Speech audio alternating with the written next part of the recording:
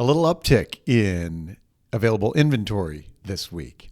2 weeks ago was the Labor Day holiday, and the data shows a little rebound in available inventory of homes for sale on the market after the holiday.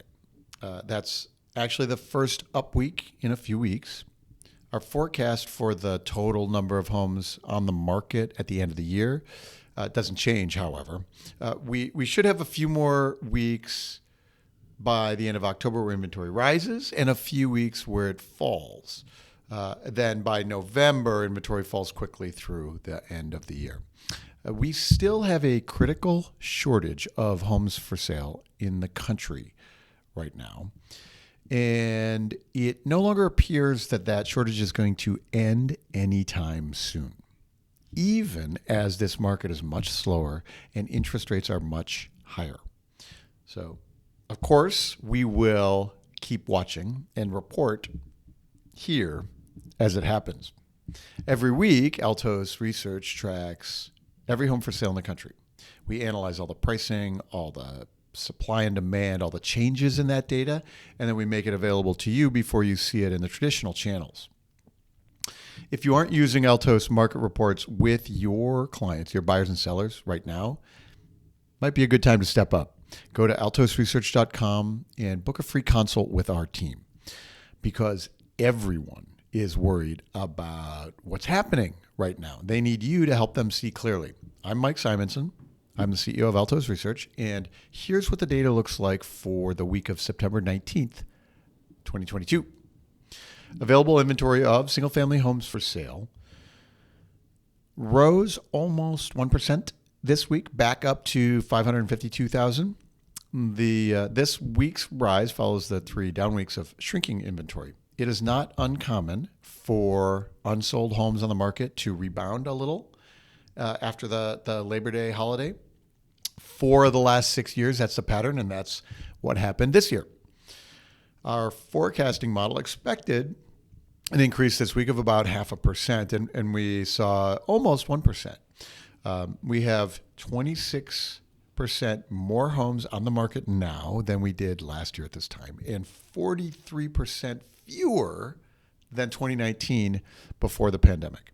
You can see 2019 here with 963,000 single-family homes. Those were active on the market. Then 573,000. Then just 430 last year. Now we're back up to 552, which is still very low. There are some parts of the country where we have more inventory than they did pre-pandemic, mostly due to new construction finally hitting the market, but not many of those areas. So it is worth paying attention to which of those local markets are indeed seeing that change. We'll spend more time with the local views and the inventory forecast through the end of the year in our webinar tomorrow, hour-long webinar. You can still register for that September webinar if you need to communicate with buyers and sellers about what's happening and what the data says about the future. You should join us. That's 10 a.m. Pacific, Tuesday, September 20th. These webinars are limited to 1,000 people, and we have way more than that signed up. However, you can still join. Register now. There's a link in the description below. Click that link to register for the webinar, and then don't be late tomorrow at 10 a.m. Pacific, because the attendance gets capped at 1,000. You just have to show up on time. There is the link to register below. Click that and join us. If you need to be able to communicate what's happening to your buyers and sellers, it's for you. When we look at the new listings each week, we can see how low it's been. And just a little jump this week. 63,000 new single-family homes hit the market and didn't sell immediately. So each line here is a year, and the dark red line is this year. New listings each week that are staying on the market. You can see how the dip in the Labor Day, like last week, and then a little uptick this week, and then gradually falling through the end of the year. If you follow the dark red line early in the year, You can see that's when the buyers were buying everything before they were hitting the market or immediately, and so those weren't sitting on the market. Then in June and July, we had relatively more listings, and then suddenly fewer again. So that dark red line dropped lower again. You can see now you can kind of draw where the dark red line is going to curve through the end of the year. This shows us that there's not a lot of seller competition and that buyers are not likely to start 2023 with very much selection at all. There's just not that many homes for sale. Home prices held steady this week with the median price of single-family homes in the U.S. is at $439,900 right now. The home prices will hover roughly here for probably 4 more weeks before dropping for the holidays starting mid-October. So this is totally normal pricing behavior for this time of year. We keep on the lookout for price changes or signals or inventory moves that would signal the market may be cratering quickly, but we just don't see any evidence of it, at least not yet. The median price of the new listings actually jumped this week to $399,000. Little moves like this in the light red line, totally normal too. So you can imagine the marketing strategy. The sellers decide to wait until the holiday passes so we can maximize the traffic and the attention that a new listing gets, especially the best homes. You can see that the light red line here rarely moves smoothly in a given week over week, so it jumps around a bit. And as I've said in the past, though, these are enough signals that home prices aren't dropping abnormally quickly. These are seasonal pullbacks in pricing, but we'll end the year with about 10% home price appreciation over 2021.